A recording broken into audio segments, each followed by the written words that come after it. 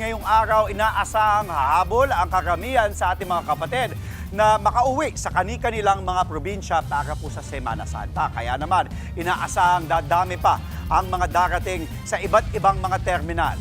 At live mula sa Parañaque Integrated Terminal Exchange o PTEX, naroon ang ating kapatid na si Angela Lagunzad Castro.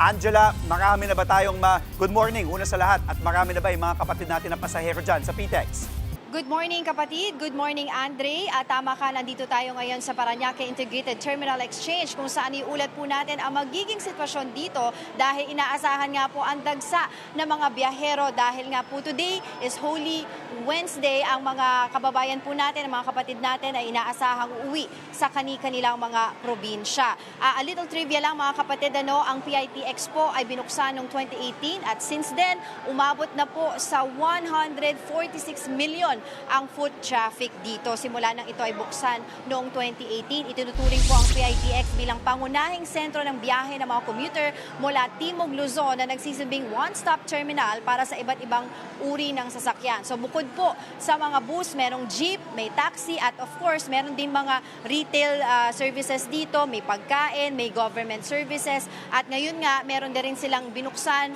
last year of October ang sleeping pods kung saan ang mga biyahero po na nag-aantay ng kanilang oras ng biyahe ay maaaring magpahinga doon at yun po ay may bayad at ito po ay of course ay depende rin po sa inyong mapipili na sleeping pod. So sa ngayon po ay kung titingnan po natin dito sa ating bandang kaliwa, dito po ay nakatala ang mga ruta ng mga babiyahe ng mga bus. Yan po ay sa Olonga po, Batangas, Nueva Ecija at dito naman po sa aking bandang likuran.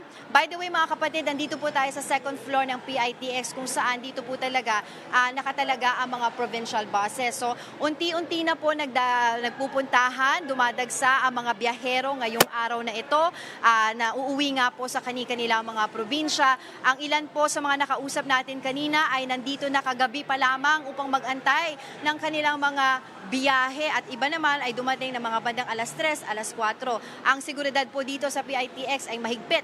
Isa-isa pong tinitignan ng mga security guard ang dalahin o bitbitin ng mga biyahero. Bawal po magdala ng mga matutulis na bagay. No? Ang mga lighter ay bawal din po. Hindi na po yan pinapayagan na pumasok dito sa loob ng terminal. Kung atin pong iba yahalin tulad ang mga naging pasahero last year ng Tuesday din o ng March 30 o March 31, umabot po ito sa 194,000. Pero ngayon po ang naitala as of 5 p.m. yesterday, 134,000 pala ang naitatala. Mamaya antabayanan po natin yung magiging update dyan. Umabot na po sa halos 200,000 ang mga pasahero sa PTEX nitong mga nakaraang araw. Inaasahang dadami pa po yan ngayong araw. At para sa update, nasa Parañaque Integrated Terminal Exchange o PTEX pa rin ang ating kapatid na si Angela Lagunzad Castro. Angela, good morning muli sa iyo dyan kapatid. Ano ang latest update mula dyan sa PTEX?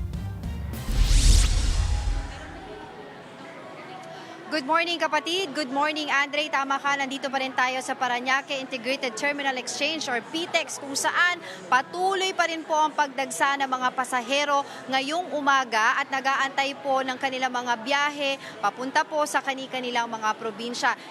Isabihin ko lang din sa inyo mga kapatid na nagkaroon po ng random drug testing noong March 30 dito mismo sa PITX sa pamumuno po o pangunguna ng LTO at saka ng PIDEA. Unfortunately, meron pong 3 driver na nagpositibo sa illegal na droga. Kumpiskado na po ang kanilang mga lisensya at sila po ay dadaan sa confirmatory test. Ito pong kanilang drug testing ay ginagawa every 90 days. Ito po ay alinsunod doon sa kanilang Oplan Harabas. Alinsunod po ito sa batas na Republic Act 10586 o Anti-Junk and Drug Driving Act. No? Meron din po silang mga sleeping pods dito sa PITX. Mamaya pag-usapan po natin yan. Bibigyan po tayo ng update dito. Kasama po natin this morning ang Senior Corporate Affairs Officer na si Ms. Colleen Calbasa dito po sa PITX. Good morning kapatid. Thank you po sa pagsama sa amin. Magandang umaga mga kapatid. Thank you po. Tanong lang po namin, ilan na po ba yung mga naitala natin ng mga pasahero dito sa PITX since today? Actually, as of 6 a.m., no, nasa 20,000 na po ang dumadayo dito sa ating terminal. At inaasahan natin within the day na tataas pa ito no, hanggang 190,000 to 200,000. Dahil today ang last day na inaasahan natin na marami pong mga biyahero ang pupunta dito no, at papunta sa kanilang mga probinsya.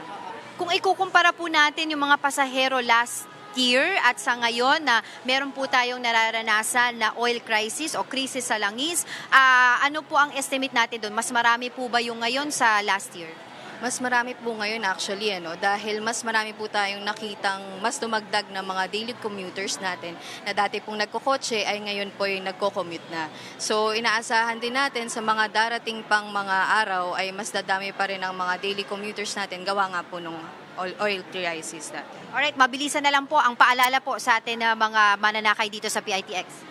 Bawal na bawal pong dalhin dito sa ating terminal sharp objects, flammable items, gun and ammunition. Mako-confiscate po at ito turnover natin sa PNP.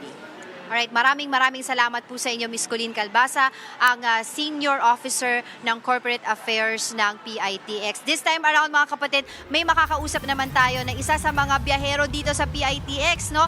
Good morning kapatid! Good morning po. Ano po pangalan niyo, ma'am? I am Mary po. Ay, Mary. Saan po ang punta niyo? Punta po ako ng Camarines Norte. Doon po sa province po talaga namin. Oo. So, eto ba ang iyong, lagi ka ba dito sumasakay sa PITX? No po, actually this is my first time. So nakakatuwa kasi hindi pa siya ganun karaming tao. Unlike dun sa ina-expect ko na talagang dagsaan. Oo. Alright, sige. Kailan po balik niyo? Siguro mga April 5 po. Yes. Okay. Alright, maraming salamat po at ingat po kayo sa inyong biyahe. Thank you po. Mga kapatid, Angela Lagunsad Castro po para sa komprehensibo at makabuluhang balitaan at talakayan. Mag-follow at subscribe na sa social media pages ng News 5.